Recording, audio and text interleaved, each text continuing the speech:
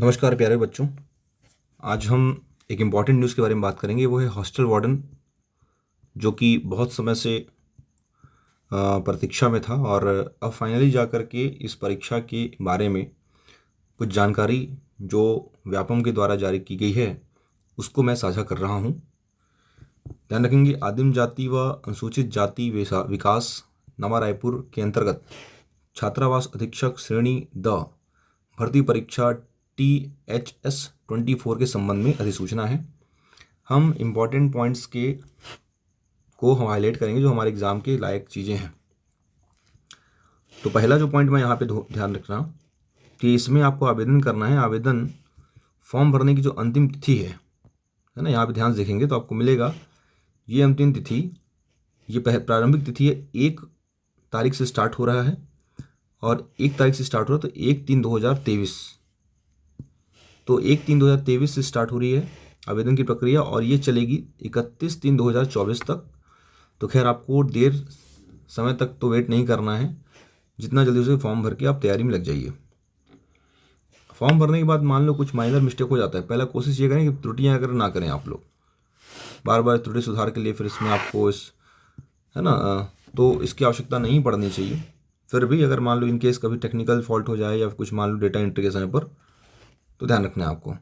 32 जिले मुख्यालय में है ना, 33 जिले वर्तमान में हैं बट 32 जिले मुख्यालय में यहाँ पर परीक्षा का आयोजन किया जाएगा। और जो जानकारी अधिकतम से अधिकतम आपको मिलेगी ये व्यापम की वेबसाइट पर मिलेगी आपको, तो वो जानकारी आप वहाँ से ले सकते हैं। ये www.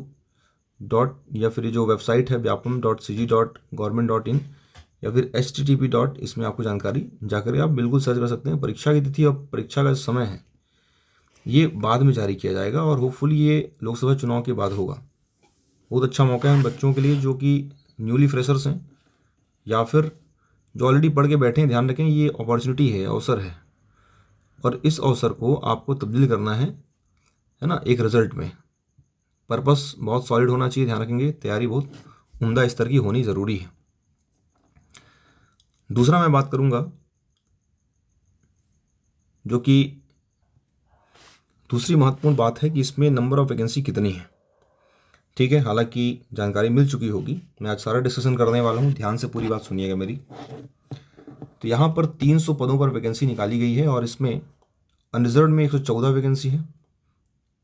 ठीक है, और SC के लिए 33 वैकेंसी है, ST के लिए 87 है, 87 है, OBC के लिए 37 है और इनमें से कुछ सीटें महिलाओं को भी हमने रिजर्व करके दी हैं। तो अनारक्षित में 34 महिलाएं, अनुसूचित जाति में 9, जनजाति में 34 और अन्य पिछड़ा वर्ग में 11। जो एक्स सर्विसमैन हैं उनके लिए भी कुछ पोस्ट रिजर्व किए हुए हैं। ये कुछ पदों की संख्या है, ध्यान रखेंगे। ठीक है, बैकलॉग पदों की संख्या में 29 है। श्रेणी द वेतनमान है 5200 से लेके 20,200, ग्रेड पे 2400 ग्रेड पे का नौकरी है और वेतन मैट्रिक्स लेवल 6 का है, ध्यान रखना है। ठीक है, शैक्षणिक अर्हताओं में ध्यान देने वाली बात यह है कि क्या क्या क्वालिफिकेशन है वो इसमें आप जिक्र कर सकते हैं कि हायर सेकेंडरी 10+2 उत्तीर्ण होना चाहिए। कंप्यूटर प्रशिक्षित अभ्यर्थी को अधिमान्यता दी जाएगी।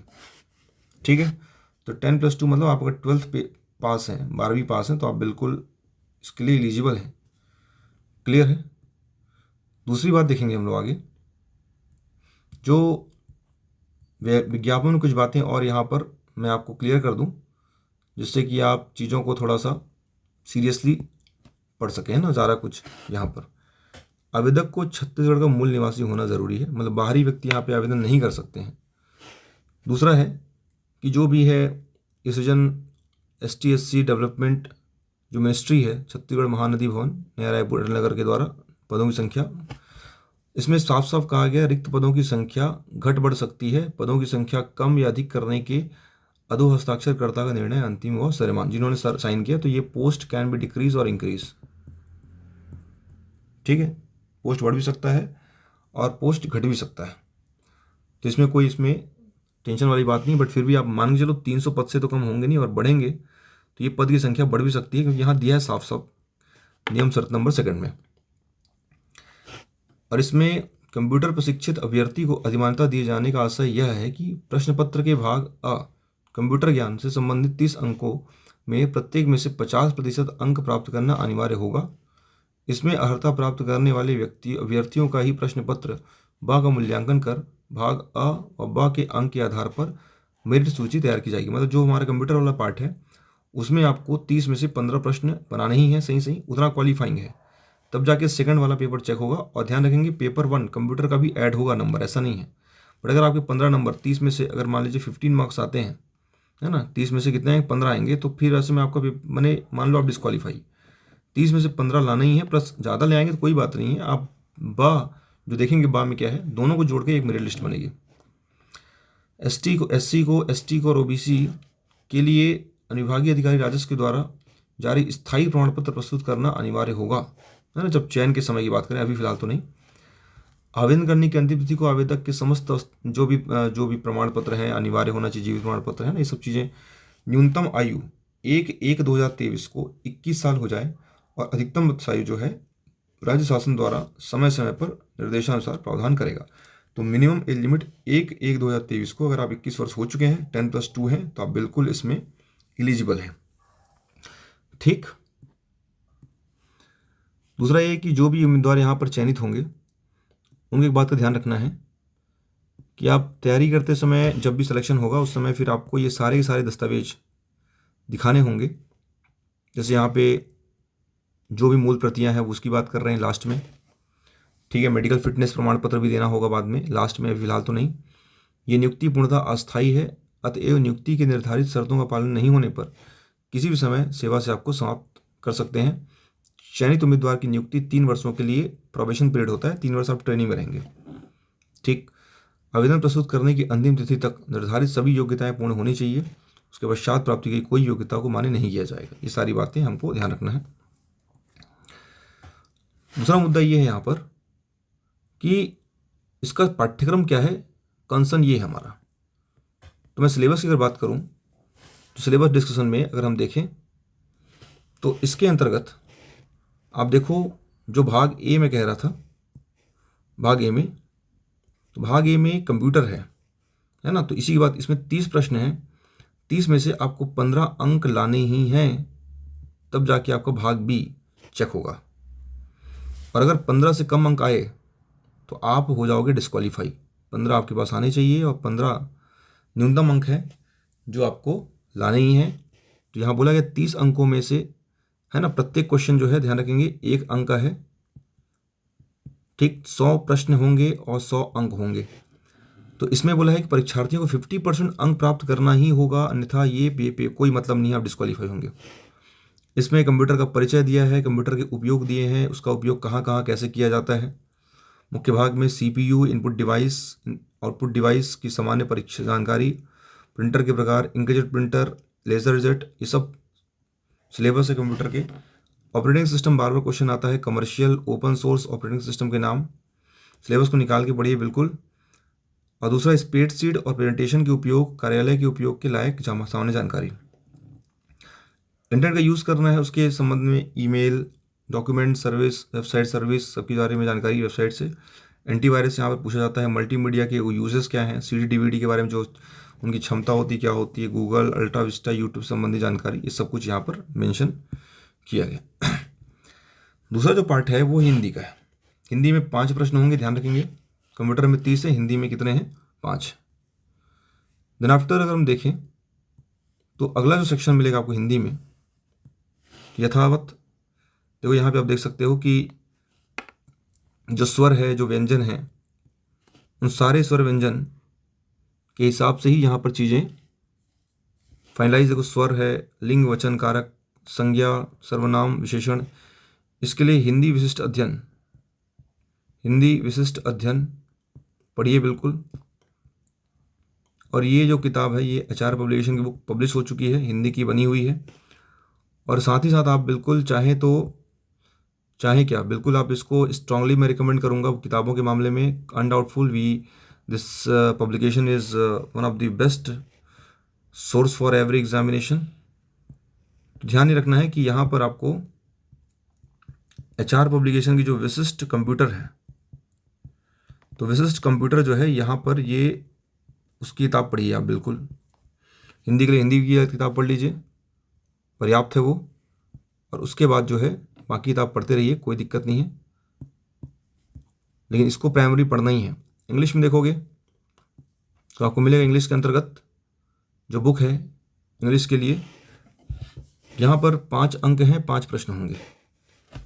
नंबर सिस्टम है, जेंडर्स हैं, आर्टिकल्स हैं, प्रोनाउन, एडजेक्टिव, वर्ब है ना, कंजक्शंस हैं, प्रीपोजिशंस हैं, conjunction, prepositions, transformations of sentences, active voice, passive voice, vocabulary, synonym, antonyms, one word substitution, spelling, ये सब कुछ आता है। ये केवल आएंगे 5 अंक आएंगे। ठीक है, तो हिंदी के 5 अंक हैं और इसके 5 अंक हैं। प्रश्न पत्र में देखो गणित 25 अंक का कर दिया गया है, मैथ्स का वेटेज यहाँ पे बहुत बढ़ा दिया गया है। तो इसमें जो मैथ्स कैंडिडेट्स हैं उनको बेनिफिट तो मिलेगा भाई। मैथ्स डजंट मीन कि भाई वो इंजीनियर हो, भाई मैथ्स मतलब क्या होता है, मैथ्स आप बिल्कुल ध्यान रखें कि मैथ्स मतलब कि इसमें जो प्रैक्टिस से मैथ्स बेहतर किया होगा, need to practise for maths, it's very important because 25 marks का मैथमेटिक्स ही है। LCM है, HCF है, ठीक है, एवरेज है, परसेंट है, STD है, स्पीड टाइम एंड डिस्टेंस है, simple interest, profit and loss, percentage, angle and lines, जो कुछ आकृतियाँ हैं, ट्रायंगल, चतुर्भुज, वृत्त है ना, त्रिभुज, आयत, चतुर्भुज, सब कुछ सिलेबस वाइज पढ़िए आप, आयतन, घन, वन जो भी है। ठीक है, ये ज़रूरी है, आपको ध्यान रखना। उसके बाद जो है आप देख पाओगे कि सिलेबस किस प्रकार से मूव करना है अपने को। सामान्य ज्ञान जो है 15 अंकों का है। कितने अंकों का है? 15 अंकों, 15 अंक। मैथ्स में यहाँ पे 25 अंक मैंने बोला। ठीक है, तो उसमें देखो इंडियन पॉलिटी का जो ग्लिम्स है, संविधान सीधे सीधे पूछा गया, बहुत कुछ इसमें मेंशन किया हुआ है। मौलिक अधिकार, मौलिक कर्तव्य, सूचना का अधिकार, सांस्कृतिक, राष्ट्रीय प्रतीक, व्यक्तित्व, लोकतंत्र, चुनाव, लोकसभा, राज्यसभा, संवैधानिक प्रावधान क्या क्या। इतिहास में भारतीय सभ्यता, संस्कृति, ऐतिहासिक घटनाएं है ना, 1857 का रिवोल्ट से लेकर 1940, मैंने कंप्लीट आपको हिस्ट्री पढ़ना ही पड़ेगा।